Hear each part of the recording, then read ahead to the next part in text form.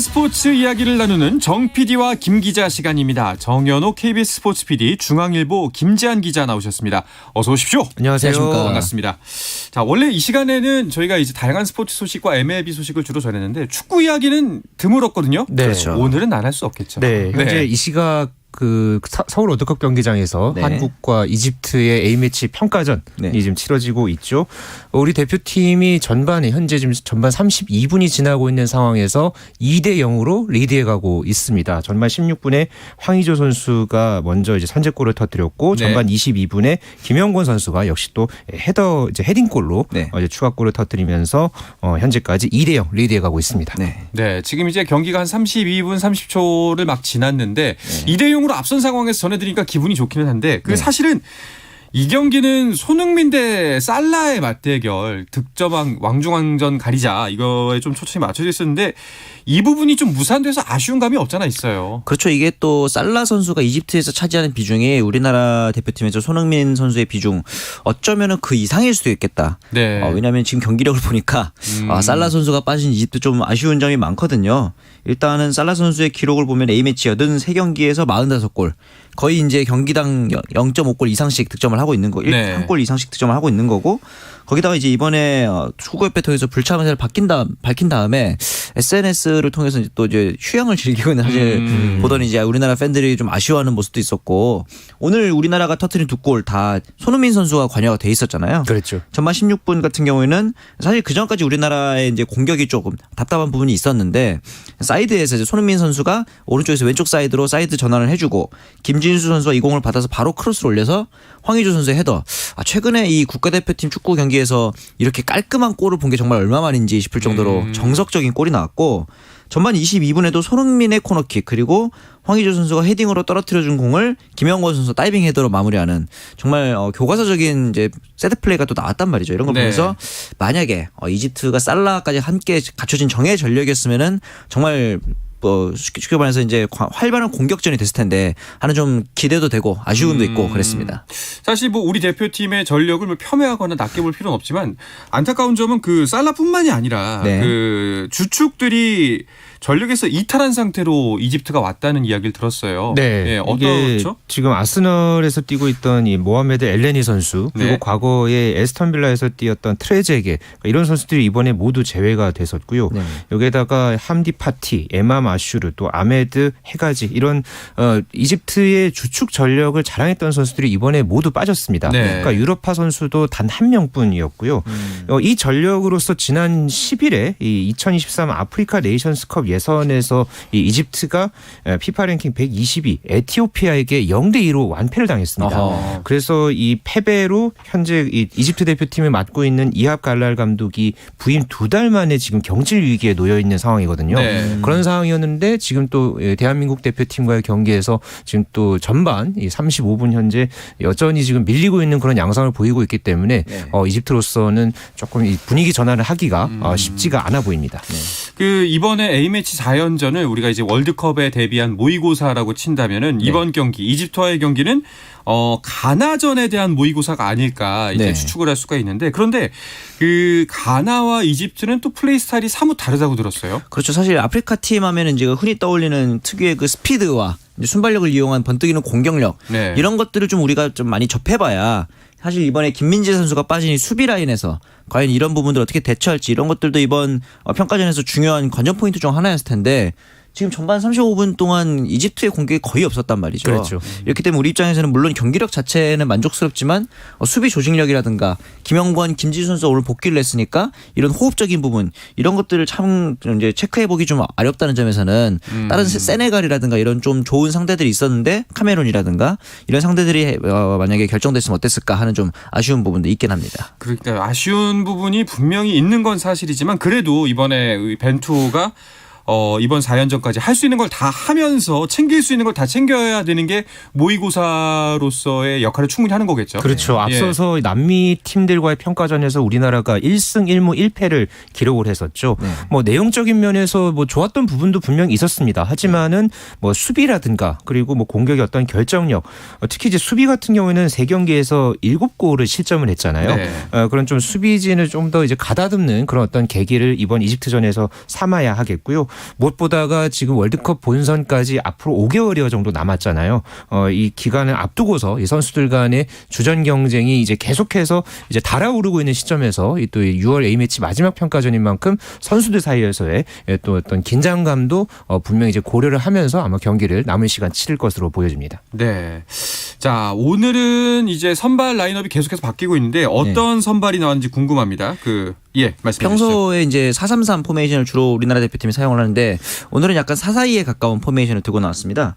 이제 김태환, 권경원 그리고 김영권, 김진수 선수로 포백을 구성한 부분이 있어서는 기존하고 비슷한데 이번에 이제 가장 큰 대표팀의 차이라면은 중앙 홀딩 미드필더 역할을 하는 이 정우영 선수가 네. 부상으로 빠졌잖아요. 그래서 이 부분을 어떤 선수가 메울 것인가 했는데 이번에 벤투호의 선택은 고승범 선수였습니다. 지금까지 전반까지의 모습을 보면은 활동량이 굉장히 좋은 모습을 보여주고 있었는데 지금 말씀드린 순간 이집트가 골을 넣었어요. 네. 전반 37분이고요. 네. 이집트가 한 골을 만회를 했습니다. 네, 모하메드 선수가 득점을 했네요. 예. 다시 이제 미드필더 얘기로 돌아오자면은 이제 고승범 선수가 이제 백승호 선수랑 둘이서 이제 중원을 책임지는 상황이고 황의조 선수와 손흥민 선수가 투톱으로 나서고 양 사이드에는 정우영 그리고 권창훈 선수가 윙을 책임지게 있습니다. 네, 지금 그 골 장면이 나오고 있는데 그 수비수 발 맞고 흘러나온 공을 그대로 걷어차서 네. 골망으로 연결시켰습니다. 그러니까 지금 혼전 상황에서 네. 조금 이제 수비진들의 어떤 집중력이 조금 다소 아쉬웠던 그런 좀 장면이었습니다. 이런 수비의 문제점들은 사실 이번 4연전 내내 불거졌거든요. 네. 이건 굉장히 좀 커다란 숙제로 느껴집니다. 네, 이게 네. 지금 아시아 최종 예선 때는 그래도 우리 이제 대표팀 수비진이 굉장히 이제 강력한 그런 어떤 수비력을 자랑해 왔는데 맞아요. 확실히 이제 아시아 팀들과의 이제 또 비아시아권 이 팀들과의 어떤 경기에서 이제 봤었을 때는 역시나 우리 선수들의 어떤 좀 경험이라든가 호흡적인 면에서 조금 더 가다듬어야 할 것이 많다. 네. 이런 좀 숙제가 좀 많이 좀 엿보여졌습니다. 네. 자, 지난 파라과이전 같은 경우에는 이제 정우영, 황희찬이 빠진 상태였는데 오늘은 이제 황인범 선수가 못 나왔어요. 그렇죠. 이제 거기다가 이제 큰 정우영 선수도 부상으로 빠진 예. 그 소위 말해 중앙 미드필더 중요 자원 중에 2명이나 빠진 상태였기 때문에 오늘 이 고승범과 백승호 선수가 나섰는데 지금까지 봤을 때 중앙 미드필더 내에서 이 고승범의 활동량 그리고 이제 백승호의 골 이제 키핑 이런 부분까지는 좀 합격점을 줄 만해요. 그러나 이제 손흥민 선수한테 아직까지는 공격 전개가 좀 많이 의존을 하는 모습이 있습니다. 그래서 네. 앞으로 이런 부분을 좀 더 보완해 나가야 되지 않을까. 특히나 이집트를 상대로도 공격 전개에서 좀 더 번뜩이는 모습이 없다면은 고승범이나 백승호 선수한테 있어서 좀 더 요구되는 부분이 많아질 수밖에 없는 상황입니다. 네, 우리 대표팀의 딜레마라고 할 수 있는 게 이제 손흥민 선수에 대한 의존도를 낮춰야 함과 동시에 또 손흥민 선수를 가장 최대한 활용하는 방법은 무엇일까 이게 양 사이드에서 고민을 해야 하거든요.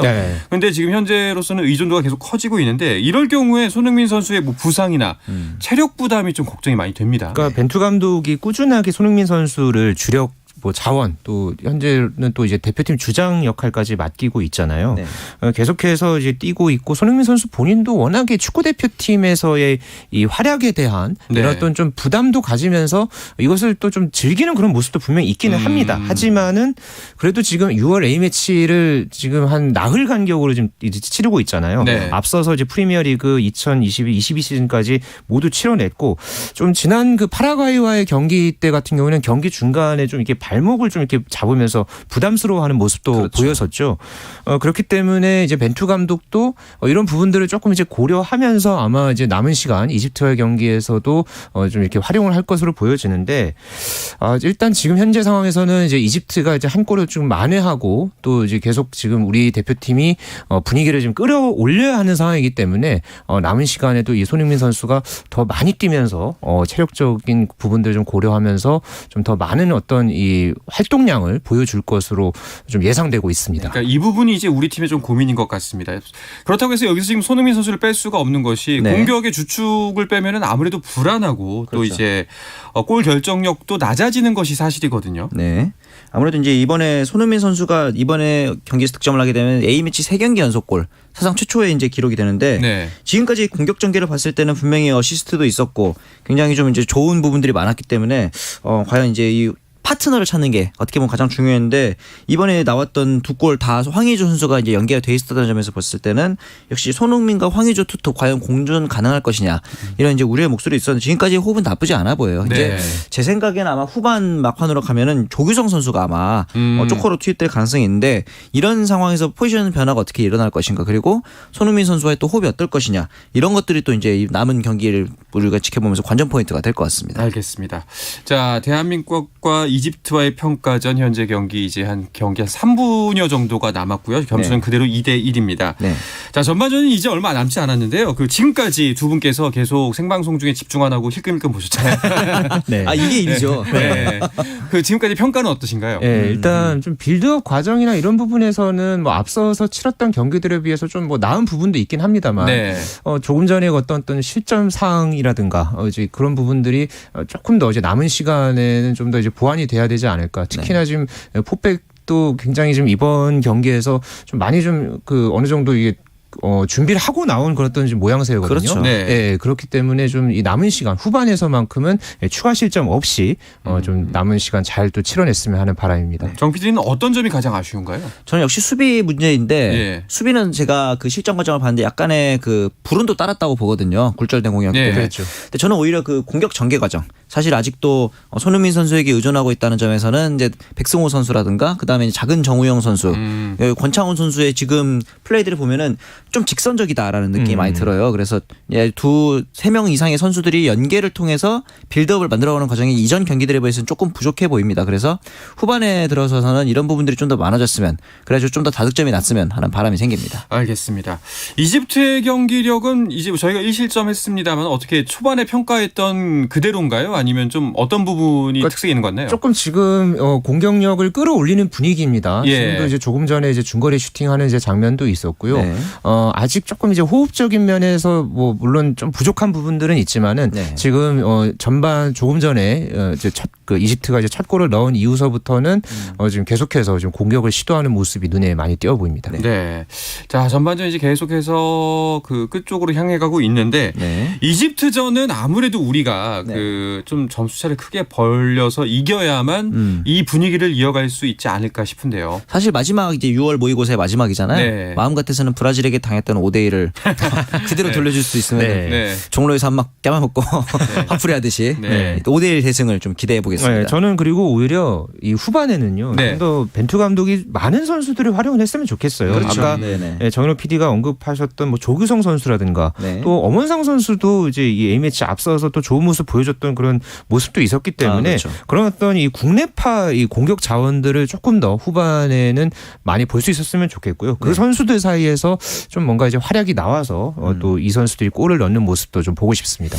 알겠습니다. 자, 이제 6월 A매치 주간 이번 경기로 이제 마감이 됩니다. 이후에는 우리 대표팀 뭐 어떤 것들을 준비해야 될까요? 제가 생각할 때는 수비진과의 호흡 이런 것들이 좀 중요한데 남은 시간 동안 가장 중요한 건 전 다치지 않는 거라고 봅니다. 그렇죠. 11월 말에 이제 월드컵이 어떻게 보면 얼마 남지 않은 상황이기도 하기 때문에 컨디션 관리를 잘 해가지고 이제 기존의 벤투호가 특징이라고 한다면은 기존 그 베스트 11의 조직력이 꽤 지금까지 대표팀 중에서는 좋은 편이었기 때문에 다치지 않는 컨디션 유지하는 것도 좀 중요해 보입니다. 알겠습니다. 자, 경기 이제 45분이 다 흘렀고요. 추가 시간은 1분이 주어졌습니다. 아마 이대로 전반을 마치게 될 것 같고요. 후반에는 좀 더 좋은 모습 보여줬으면 좋겠다는 기대를 해보면서 이 이야기는 여기서 마치도록 하겠고 잠시 쉬었다가 주간 MLB로 넘어가도록 하겠습니다.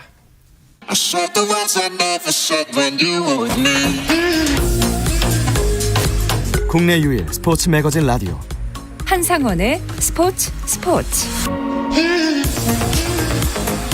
네, 어떤 스포츠 이야기도 나눌 수 있는 시간 정 PD와 김 기자를 듣고 계시고요. 정연호 KBS 스포츠 PD, 중앙일보의 김지한 기자와 함께하고 있습니다. 자, 메이저리그 소식을 전해드릴까 합니다. 주간 MLB로 넘어가죠. 그 우리나라 선수들 경기 소식부터 일단 정리를 해볼까요? 김하성 선수는 이제 사실 오늘 경기 전까지 좀 무안타였단 말이죠. 생경 연속. 근데 오늘은 4안타를 하나 기록을 했습니다. 뭐 사실 잘 맞은 안타는 아니었지만 어쨌든 무안타 행진을 끊어냈다는 점에서는 바람직한데 원래부터 이제 장점이었던 수비가 오늘 실책이 하나 나왔어요. 그래서 올 시즌 3번째 실책이 나왔는데 이 부분에다가 이제 더해서 8회 초에 사실 샌디에이고가 연속 3득점하면서 분위기가 좋은 상황에서 병살타를 또 김하성 선수 쳤기 때문에 이 부분이 조금 아쉽긴 했습니다. 이제 그러면서 김하성 선수의 타율이 소폭 상승했지만 OPS라고 해서 이제 출루율과 장타율을 더한 수치는 살짝 하락했고요. 최지만 선수 같은 경우에는 11경기 연속 안타에다가 4경기 연속 타점까지 지금 이제 부상 이후에 복귀한 다음에 살짝 주춤했습니다만 네. 그 이후에는 사실 시즌 초반에 보였던 좋은 페이스를 다시 또 찾은 그런 모습입니다. 네, 김하성 선수는 좀 공격에서는 아쉬운 모습을 보여주고 있는데 네. 수비에서 실책이 있었지만 그래도 계속해서 좀 수비 쪽 활약이 두드러지는 것 같아요. 네, 어제 MLB.com에서 올해 메이저리그에서 활약 중인 2년차 베스트 15명을 이제 선정을 했었거든요. 여기에 또 김하성 선수가 당당하게 이름을 올렸는데요.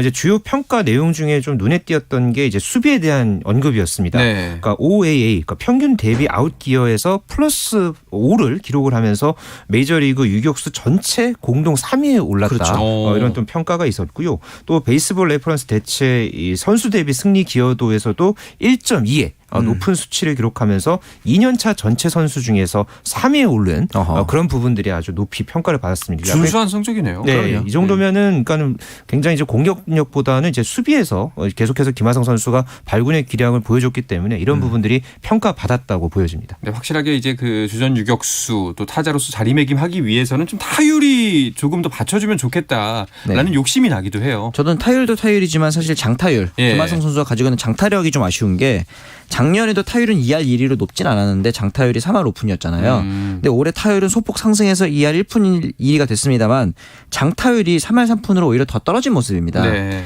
사실 시즌 초반에는 페스티벌을 상대로 홈런도 때려내면서 올해는 좀 다른 모습인가라고 했는데 그 이후에 이제 좀 홈런 소식이 많이 들려오지 않는 점들을 감안해 보면은 김하성이 가지는 장점은 역시나 그 견실한 수비에 있어서 이제 거기에 더하기 장타력이라는 점을 감안하면은 네. 이 부분을 좀 더 특화할 필요가 있어 보입니다. 알겠습니다. 자, 템파베이 최지만, 뭐 샌디에고의 김하성 뭐 다 괜찮은데 지금 문제는 류현진 선수입니다. 네. 예, 다시 복귀하기까지 시간이 꽤 걸릴 것 같죠? 네, 이 찰리 몬토요 토론토 감독이 류현진 선수에 대해서 복귀가 한참 멀었다. 물론 그 시즌이 끝났다고 말하지는 않겠지만 아직 한참 멀었다고만 말하겠다. 네. 이렇게 얘기했습니다. 정확하게 현재 부상 상태라든가 향후의 재활 일정에 대해서 언급된 게 하나도 없었고요.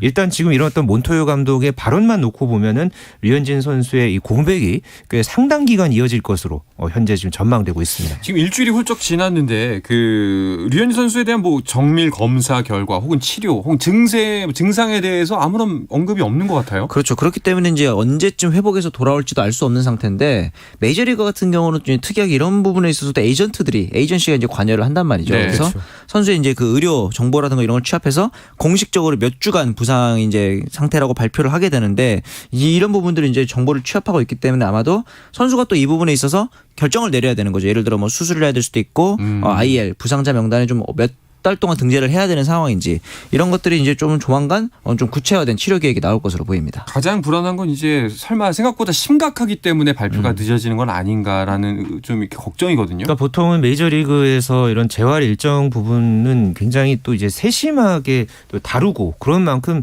언론에 이제 공개하는 것도 어느 정도는 굉장히 좀 디테일하게 이제 얘기를 이제 하거든요. 언급을 하거든요. 근데 지금 류현진 선수와 관련해서 지금 어떤 이 상태라든가 이런 게 지금 유추해 볼 수 있는 그런 자료조차 없는 상황인 걸 보면 참 걱정되기는 합니다. 하지만은 이 류현진 선수가 좀 어느 정도 이 부상의 어떤 이 누적 정도 이런 부분을 좀 추정을 해본다면은 KBO 리그에서만 네. 이 정규 시즌에서 1269이닝을 던졌고요. 네. 메이저리그에서도 부상 당하기 직전까지 1003과 3분의 1이닝을 소화했습니다. 그러니까 지금 다 합치면은 한 2200이닝, 300이닝 정도를 소화했다는 것은 그만큼 류현진 선수가 10년 넘게 10수년을 던지면서 참 많은 이닝을 소화했고 이제 그렇네요. 30대 중반이잖아요. 네. 이렇게 지금 이 누적이 된 게 지금 이게 좀 부상과 통증으로 이어지지 않았나라고 이제 추정이 되고 있고요. 어쨌든 지금 30대 중반이기 때문에 어느 때보다 그 전에 비해서는 몸 관리를 세심하게 해야 합니다. 맞습니다. 그런 만큼 류현진 선수가 성공적인 복귀를 위해서 이 최적의 재활 방법을 고민하고 있다. 있다고 봐야 한다. 네. 저는 조금 긍정적으로 네. 그렇게 보고 싶습니다. 네. 알겠습니다. 그 류현진 선수를 둘러싼 상황 중에서 좀 이게 더 공백이 안 좋게 느껴지는 거는 현재 토론토의 류현진의 공백이 별로 안 느껴진다는 점이죠, 사실상. 대체 선발인 스트리플링이 어제도 이제 등판을 네. 해서 6이닝 동안 무실점으로 3승을 따냈단 말이죠. 거기다가 베리오스, 마노아, 가우스먼 이런 기존의 선발진들도 굉장히 호투를 펼치고 있는 그런 네. 상황입니다. 그 토론토 팀도 그 마누아 선수가 8승을 올렸어요. 흔들림이 네. 없어 보입니다. 네, 그러니까 오늘 이 볼티모어와의 경기에서도 타선이 폭발했죠. 네. 안타 19개를 터뜨리면서 11대 1로 이제 대승을 거뒀는데요. 오늘 이 블라디미르 게레로 주니어를 포함해서 이제 3명의 선수가 멀티 타점을 이제 기록을 했고요. 네. 현재 아메리칸 리그 동부 지구 2위를 달리고 있습니다만은 아직 양키스와의 격차가 좀 있긴 합니다. 그렇죠. 8게임 차이입니다만은 그래도 지금 계속해서 지금 토론토가 상승세를 타고 있는 분위기입니다. 그 이런 토론토가 여러 가지 변수에도 불구하고 지금 잘 버티고 잘 나가고 있는 이유가 그 마누아 덕분이다. 선발 투수 이런 이야기가 나오더라고요. 다승과 평균 자책 모두 아메리칸 리그 1위죠. 그리고 홈 경기에서 특히 무패입니다. 사실 이 마누아 선수의 구속이 빠르진 않거든요. 93.3마일 4마일 정도인데 투심 슬라이더 체인지의 모든 구종의 완성도가 높아서 롤모델이 류현진이다. 이런 얘기가 또 있었는데 비슷합니다. WHIP 그다음 피안타율 세부 지표 좋은데 탈삼진이 좀 적어요. 네. 전형적인 맞추자는 유형의 투수기 때문에 류현진이 잘할 때의 모습을 지금 오른손 투수의 마누아가 보여주고 있다. 이렇게 보시면 될 것 같습니다. 그렇군요. 다른 선수들도 좀 살펴보면 피츠버그 파이리츠의 그 박현준 선수가 또 메이저리그로 콜업이 됐습니다. 네, 박효준 선수가 지난번에 이제 그러니까 하루 만에 콜업됐다가 다시 이제 내려갔던 상황이 있었는데요. 네. 이번에 이제 세 번째 빅리그 이제 선수단에 합류를 했습니다. 이번 콜업과 관련해서는 이제 피츠버그 지역지의 이 보도에 따르면은 이 내일부터 이제 세인트루이스와 이제 4연전이 있는데 그 중에서 하루가 이제 더블 헤더 경기가 있죠. 네. 그 경기에 좀 더 이제 쉘튼 감독이 야수를 조금 더 다양하게 활용하기 위해서 이 박효준을 콜업한 것으로 그렇게 분석하고 있습니다. 그렇죠. 그 이제 뭐 당연히 콜업을 했으니까 이제 출전을 할 수 있지 않을까라는 기대를 하게 되는데 네.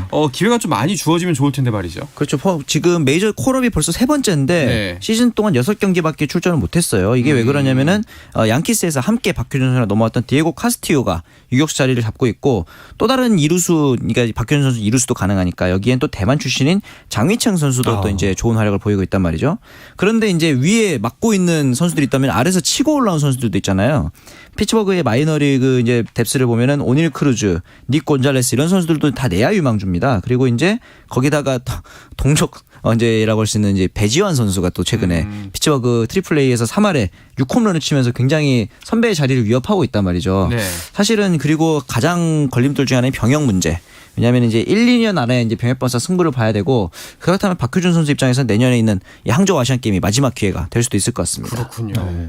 자, 우리나라 선수들의 활약상 또 현재 근황들을 살펴봤는데요. 그 우리나라 선수들 외에 또 지난주 어떤 선수들의 활약을 짚어보면 좋을까요? 네, 지난 한 주 사이에 바로 어제였습니다. 네. 이 뉴욕 매치의 에드윈 디아즈 선수가 아주 엄청난 광속구를 던져서 화제를 모았죠. 어제 LA 엔젤스와의 경기에서 어제 이제 8회 1사 1루에 나왔습니다. 네네. 마이크 트라웃을 상대로 해서 시속 99.7마일, 160.5km의 패스트볼로 헛스윙 삼진으로 처리를 했었고요. 네. 이어서 앤서니 랜던에게 이제 볼넷을 내줬고 네. 다음 타자였던 제러드 월시에게 101.6마일을 던졌습니다. 101.6마일은 네, 몇 킬로예요? 163.5km에 차도 이렇게 달리면 안 되는데. 강속구를 그렇게 뿌리면서 삼진을 잡았고 네. 9회에도 세 타자 연속 삼진을 잡아내면서 시즌 12세이브를 기록을 하면서 이 광속구로 세이브를 잡아낸 디아즈 선수의 활약이 아주 또 눈부셨던 한 주였습니다. 알겠습니다. 또 짚어볼 만한 메이저리그 소식 간단하게 얘기해 주시죠. 다저스가 좀 불안합니다. 이번에 예. 샌프란시스코에게 스위패를 당했죠. 그러면서 파워랭킹이 처음으로 3위로 내려갔고 뉴욕 양키스가 1위 그리고 뉴욕 매츠가 2위를 차지하고 있습니다. 네, 알겠습니다. 자, 이 소식으로 주간 MLB 이제 맞춰야 할 것 같은데요. 네.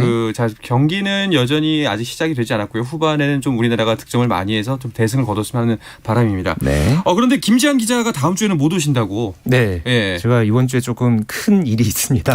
네. 대사가. 뭐 네. 이제 수술이라도. 그거는 아니고요. 예. 제가 결혼을 예. 이번 주말에 하게 됐습니다. 축하드립니다. 네, 알겠습니다. 그래서 다음 주에는 좀 제가 이제 잠시 쉬었다가 네. 그 다음 주에 돌아오도록 하겠습니다. 한 주 쉬시고 오시는 거죠? 그렇죠. 네. 아예 안 오시는 거 아니죠? 신혼이 너무 좋아서. 너무 좋아서. 그러니까 오고 싶지 않다. 축하해야 되나? 네. 감사합니다. 알겠습니다. 네. 우리 김지한 기자에게 축하를 전하면서 이번 주 정 PD와 김 기자는 마치도록 하겠습니다. 정현호 KBS 스포츠 PD 그리고 중앙일보의 김지한 기자였습니다. 고맙습니다. 감사합니다. 감사합니다. 자, 스포츠 내일도 저녁 8시 30분에 돌아오겠습니다. 아나운서 한상원이었습니다. 스포츠.